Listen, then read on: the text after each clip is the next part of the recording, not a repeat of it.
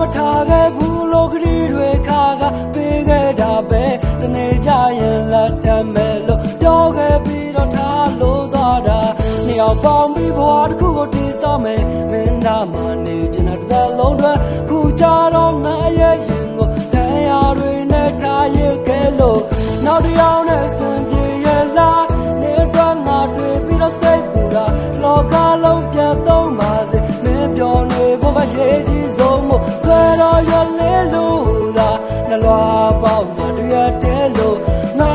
ဘကမျောလေးချက်တွေဒီဆုံးမှမျောကန်းစမ်းမဲ့လို့ရဆိုတာအေးဝါဖြစ်ခဲ့ရင်ငါဆိုတာအားလုံးမျိုးမင်းတယောက်ကငါရဲ့ကဘာလေးမို့ထားလို့မသွားနဲ့လမ်းရှင်တွေကိုယ်တိုင်ရေကစုံနေချိန်မျက်ရည်များကြသုံးနှစ်လောက်ရှိခဲ့တာကိုမင်းမုံရ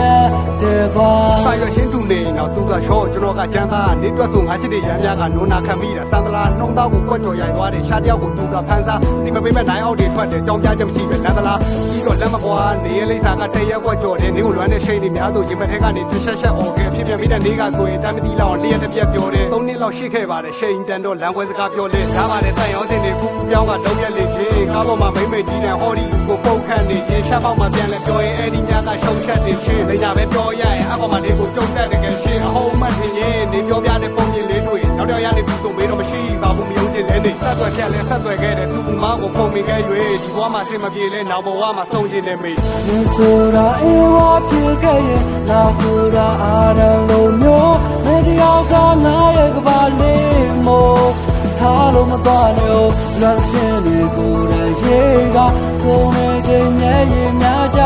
သုံးနှစ်လောက်ရှိခဲ့တာကိုမင်းမုံရ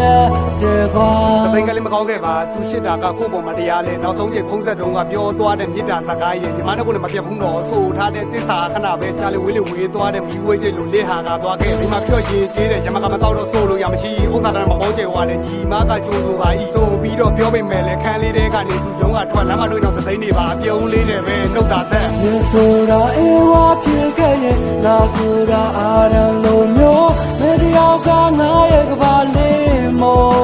ထားလို့မသွားနဲ့လမ်းရှင်တွေကိုယ်တိုင်ရေကစုံနေချိန်မျက်ရည်များကြ